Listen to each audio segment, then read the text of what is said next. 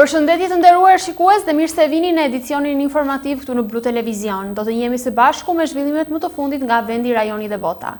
Nisi me shëndetësi.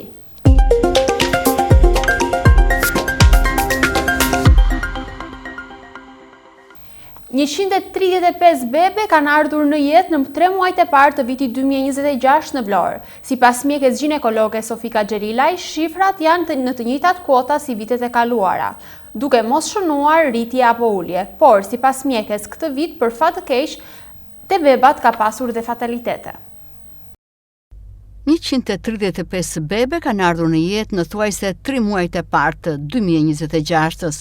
Sofika Xhelilaj, mjekja obstetër ginekologe, thotë se bazuar në shifrat jemi në të njëjtat kuota si në vitet e kaluara, duke mos pasur rritje apo ulje. 18% e lindjeve, sipas mjekes Xhelilaj, janë me seksio dhe 25 janë operacione ginekologjike, ndërkohë që pjesa tjetër janë lindje natyrale. Ideja është që ka filluar mirë si lindshmëri, deri tani ne kemi 135 lindje normale dhe nga këto 18% të cilave janë lindje me seksio, kemi disa rreth 20-25 operacione ginekologjike, shumë vizita, shumë ekografi dhe një aktivitet i pëlqyeshëm. Në krahasim me vitin e parë kemi instabilitet, nuk themi që kemi ndonjë rritje por nuk kemi rënje. Të paktën kemi instabilitet në lindshmëri. Rëndësi ka që ne të na dalin mirë si mamaja dhe bebi, derën e kemi të hapur me një përkushtim për t'ju shërbyer pse ja. Pas lindjeve të gjitha nënat, sipas mjekes, kanë qenë në gjendje të mirë shëndetësore, ndërsa Xhelilaj thotë se këtë vit për fat të keq tek bebat ka pasur dhe fatalitete. Faktikisht s'kemi patur raste fatale, fal sistemit të sterilizimit që është shumë i përsosur. Nuk kemi infeksione, nuk kemi mos të marrim me shumë statistika, nuk kemi probleme as intraoperator as postoperator, të paktën deri tani. Të papriturat që kanë ndodhur gjatë procesit janë zgjidhur fal stafit që e kemi të kompletuar tashmë dhe me mjek të rinj, sepse kemi patur edhe mungesë stafi më përpara. Me thënë drejtën, tash ka edhe të papriturat, fatalitetet që ndonjëherë nuk kanë lidhje me shërbimin, por që ka patur dhe rastet e bebat që nuk kemi dalë fitimtar kur i thonë, por që me shumë gjasa nuk ka lidhje me shërbimin. Sipas mjekes ginekologe Sofika Xhelilaj, shumica e nënave kërkojnë operacionin, por janë mjekët të cilët vlerësojnë rastet. Në spitalin e Vlorës, Xhelilaj thotë se lindin edhe shtetase të huaja. Duke parë që lindja është një proces që zgjat, të paktën mbi 16-24 orë, shumë herë dorëzohen, por ne gjithmonë vëmë logjikën obstetrikale, në kuptimin që aja vlen që kjo të bëjë operacion ose jo. Por zgjedhja ndonjëherë është e tyre dhe e zgjedhin më së shumti ndonjëherë kur lodhen nga kjo pritshmëri. Kemi edhe të huaj, siç kanë ardhur që shërbejnë, kemi filipineze, kemi ukrainase. Kemi patur. Pra, ka besim. Jo, do më thënë më pëlqen, sepse mund të kem patur një përvojë tjetër ta zëm në institucione të tjera, por kur kanë ardhur këtu ka thënë çka kemi bërë, që kemi qenë rëndes, sepse shërbimi nuk i mungon. 3 vitet e fundit për sa i përket numrit të lindjeve vjetore në Vlorë është vërejtur një stabilitet në numrin e bebeve, të cilat vinë në jetë, por duke krahasuar me 10 apo 15 vite më parë, numri i lindjeve është në rënje drastike.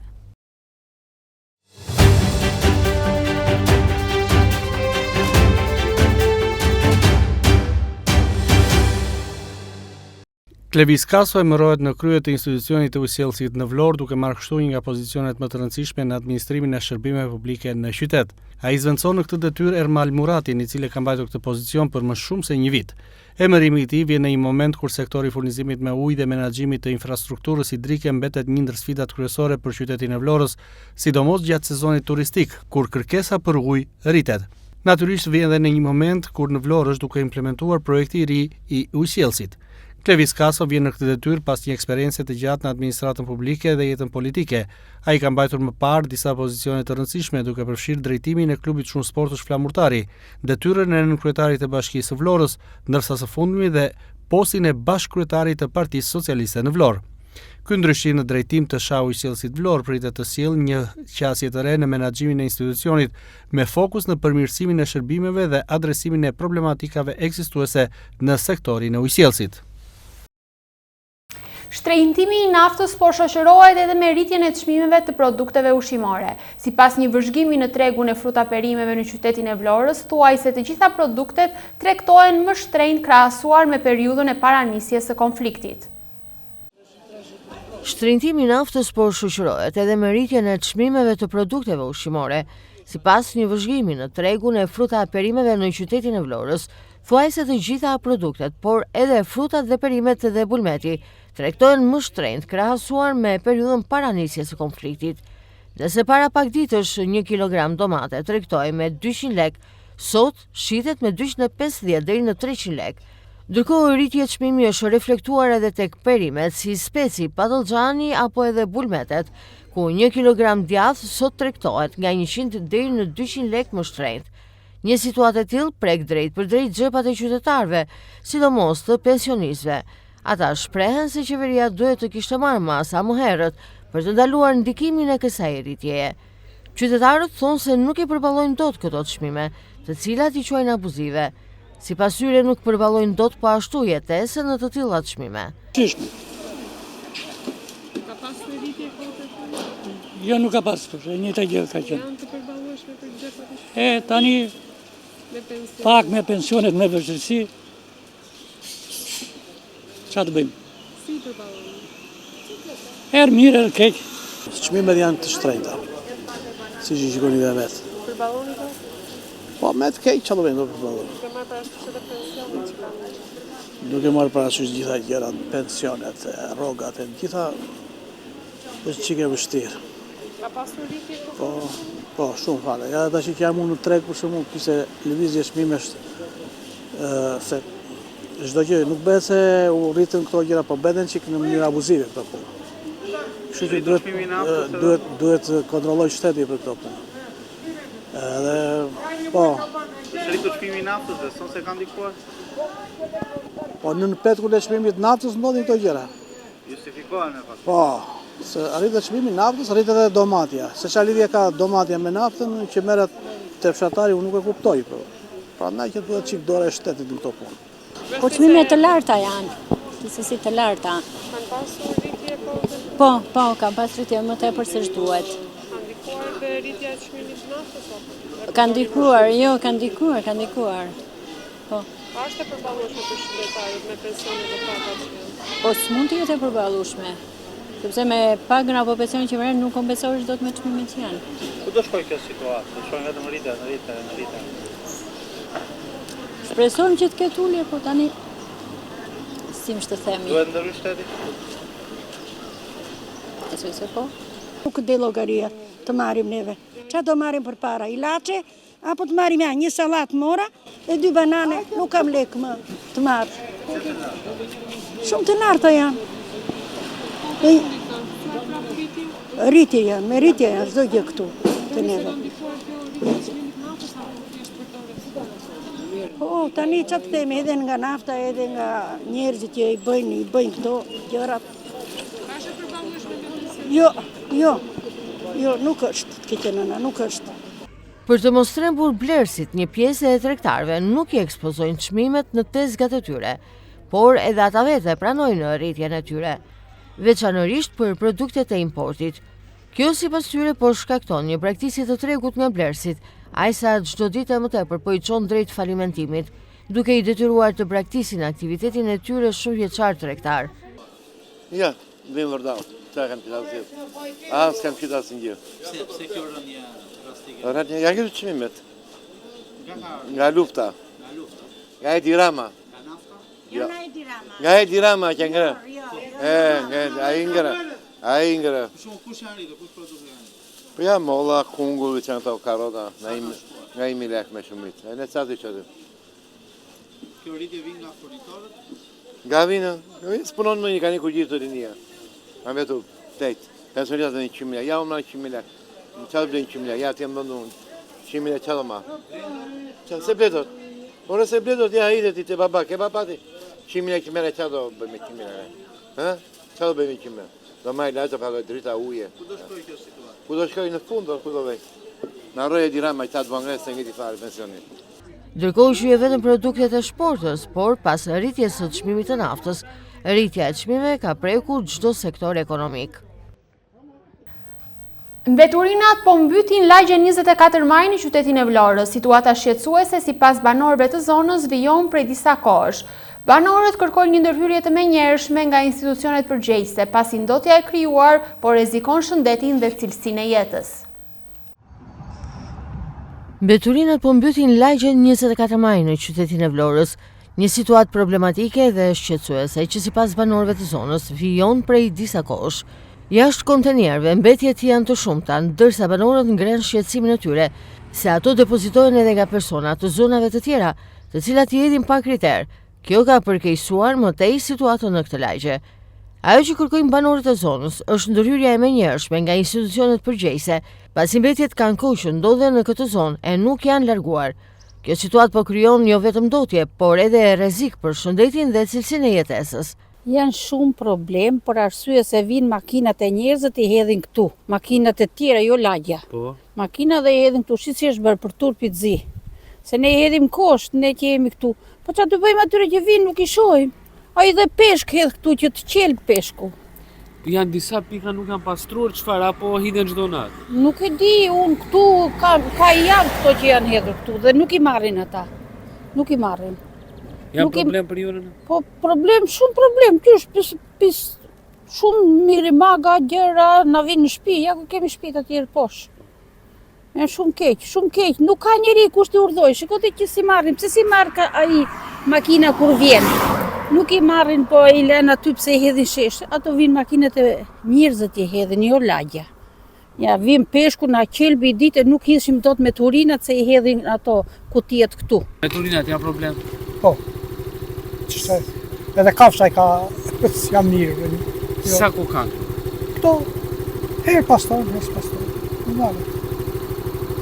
Nuk të them se unë riposhtë. Po janë shqetësi për zonën tuaj? Po si janë? Po të them, janë shumë jo pak. Vini hedhin në lagje të tjera, çfarë ndodh? Po edhe vinë. Ikin me makina, i hedhin qesë. Vi unë që anë shumë i hedhin. Mullarja. Sa po kanë pa pastruar? Ato mund të kenë aty 1 muaj pa pastruar. 1 muaj pa pastruar, s'duken fare, edhe që vinë aty, vinë një skrep, një herë që vinë një skrep, vinë 10 punëtorë vërdall skrepit, duart i mbajnë xhepa, edhe në një gjaket nuk e veshin hedhin krave, dalin si turista. Janë shqetësim për juve? Shqetësim i madh shumë që kur i shikoj vërdall ata, që spunojnë. Po plerat janë shqetësim? Bashkia është mbytur në punëtor, për punë s'ka fare, s'punojnë. Si janë problem? Po janë aq shumë sa edhe vajtën ditë ato aty pa u hequr. Kanë shumë ditët. Janë të lagjes apo vini hedhin dhe në lagje tjera? Për mua i hedhen nga lagje tjera. Vini shkarkojnë aty.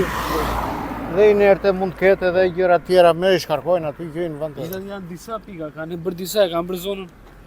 Po thuaj, këtu e kanë si ashtu, pastaj këto të tjera të më pak. Po këtu vini shkarkojnë shumë.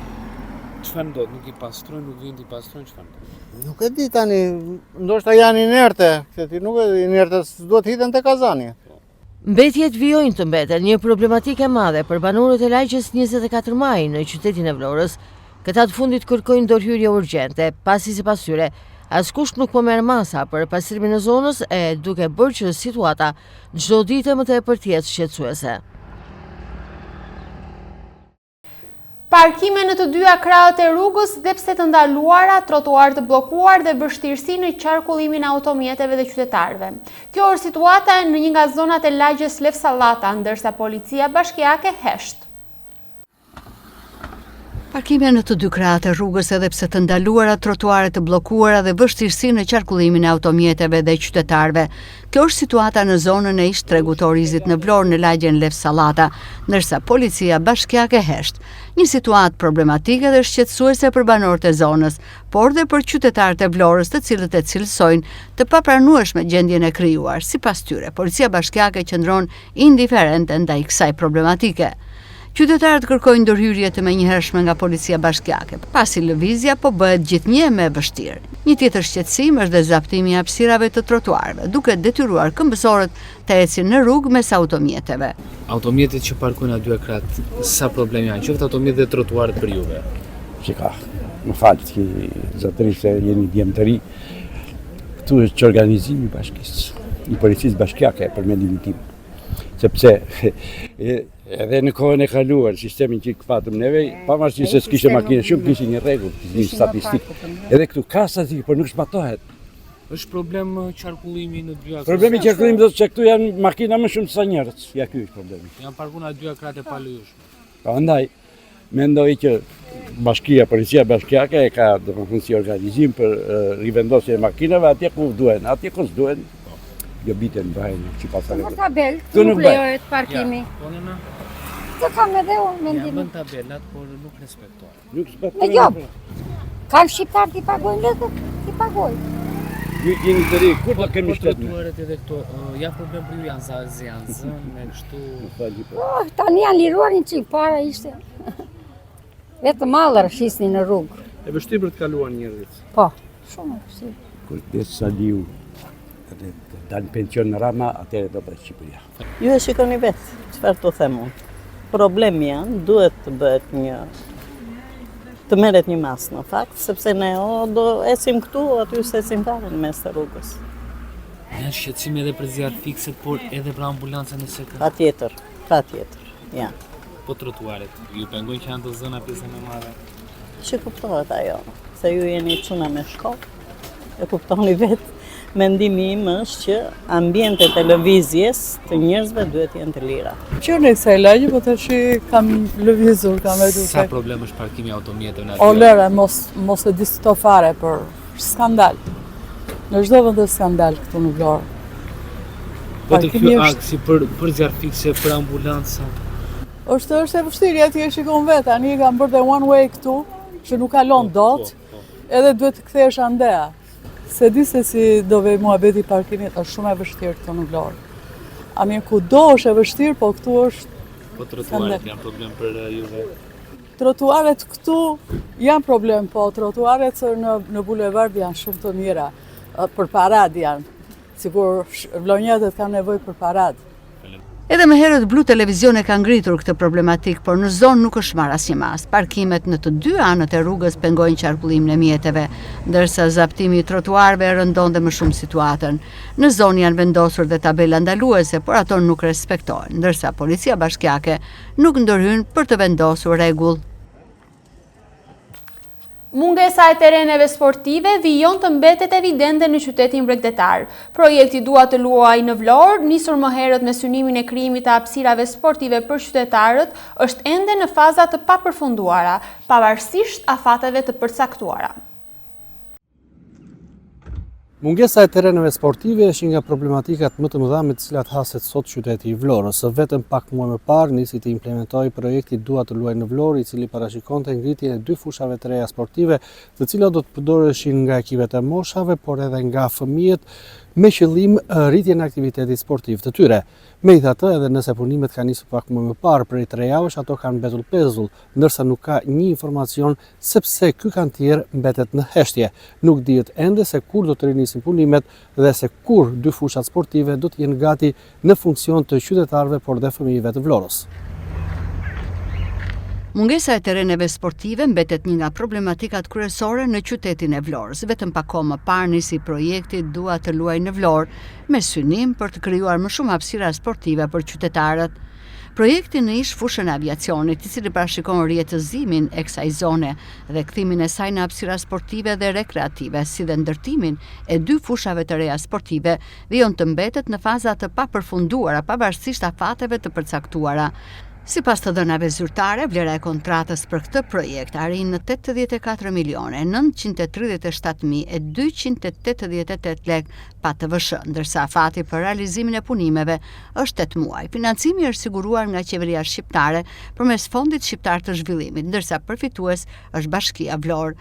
Megjithatë, situata në teren paraqitet ndryshe, punimet ecin me ritme të ngadalta dhe në disa zona duken thuajse të ndaluara, duke ngritur pikpyetje mbi respektimin e afateve dhe menaxhimin e projektit.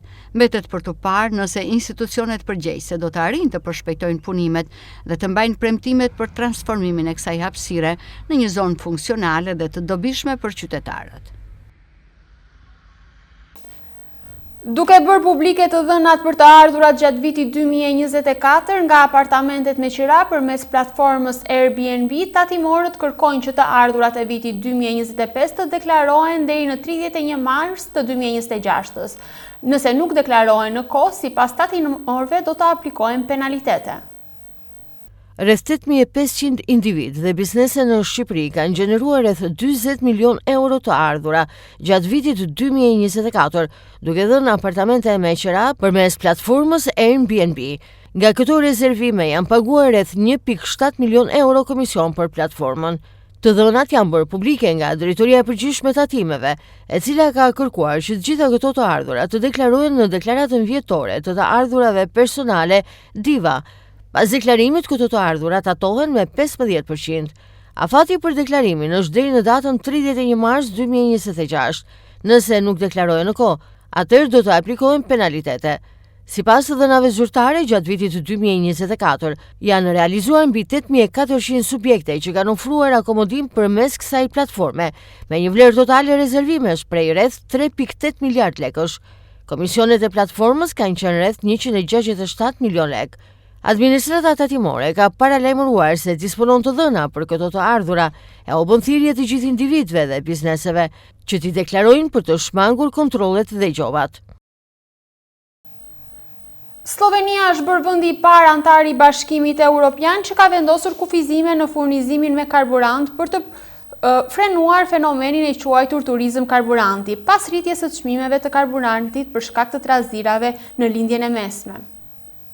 Slovenia është bërë vendi i parë antar i Bashkimit Evropian që ka vendosur kufizime në furnizimin me karburant për të frenuar fenomenin e quajtur turizëm karburanti. Ky dukuri është shkaktuar nga rritja e çmimeve të karburantit për shkak të trazirave në lindjen e mesme dhe ndikimit të aleatëve të Iranit në gjirin persik, të cilët janë lojtar kryesor në tregjet globale të energjisë. Shumë vende po përballen me rritje të ndjeshme të çmimeve të karburantit. Në Sloveni kjo ka çuar në turizëm karburanti, pasi shoferët nga vendet fqinje, veçanërisht nga Austria, përfitojnë nga çmimet më të ulta të rregulluara në Sloveni. 1 litër benzinë austrik kushton rreth 1.8 euro, ndërsa nafta rreth 2 euro. Në Sloveni çmimi është aktualisht i kufizuar në 1.47 euro për benzinë dhe 1.53 euro për naftën, edhe pse pritet të rritet. Sipas masave të reja, shoferët privat në Sloveni do të kufizojnë një maksimum prej 50 litrash karburant në ditë, ndërsa bizneset e buqi do të kenë një limit prej 200 litrash. Disa rrjet shitës të karburantit kishin vendosur kufizime të tyre, për shembull, kompania hungareze MOL kishte vendosur një limit prej 30 litrash për klientët. Kryeministri i Slovenisë Robert Golob theksoi se nuk do të ketë mungesë karburanti në vend. Sipas qeverisë, kufizimet kombëtare do të zbatohen nga vetë stacionet e karburantit me punonjësi që duhet të sigurojnë se klientët nuk marrin më shumë se sasia e lejuar, ndërsa importuesit inkurajohen të vendosin kufi më të rreptë për shoferët e huaj. Çmimet globale të naftës kanë rënë ndjeshëm këtë të mërkurë në tregjet aziatike, pasi presidenti i Shteteve të Bashkuara të Amerikës Donald Trump deklaroi se negociatat për t'i dhënë fund konfliktit me Iranin po përparojnë. Këto pretendime janë kundërshtuar nga zyrtarët në Teheran, të cilët kanë quajtur këto lajme të rejme. Çmimet globale të naftës kanë rënë ndjeshëm të mërkurën në tregjet aziatike pasi presidenti i Shteteve të Bashkuara të Amerikës Donald Trump deklaroi se negociatat për t'i dhënë fund konfliktit me Iranin po përparojnë. Nafta e përpunuar Brent ra me 5% në $99.29 për fuqi, ndërsa nafta amerikane shënoi rënje prej mbi 5.5%, duke zbritur në $88.41 për fuqi. Rënja e çmimeve erdhi me shpresave të investitorëve për një ulje të tensioneve në lindjen e mesme, një rajon kyç për furnizimin global me energji. Trump tha se bisedimet po zhvillohen tani dhe se pala iraniane dëshiron të arrijë një marrëveshje, megjithëse këto pretendime janë kundërshtuar nga zyrtarët në Teheran, të cilët i kanë quajtur raportimet për negociata lajme të rreme. Ndërkohë situata në teren mbetet e tensionuar. Irani dhe Izraeli vazhdojnë të shkëmbejnë sulme me raketa, ndërsa forcat mbrojtëse të Izraelit kanë nisur një valë të re sulmesh që synojnë infrastrukturën në Teheran. Paralelisht, Izraeli ka paralajmëruar evakuime në jug të Beirutit në kuadër të operacioneve kundër Hezbollahut. Një zhvillim kyç që ndikoi në tregjet e energjisë ishte deklarata e Iranit se anijet jo armiqësore mund të kalojnë përmes ngushticës së Hormuzit, me kusht që të koordinohen me autoritetet iraniane dhe të mos mbështesin veprime kundër vendit. Kjo rrugdetare është jetike për tregtinë globale, pasi përmes saj kalon rreth 20% e furnizimit botror me naftë dhe gaz natyror të lëngshëm.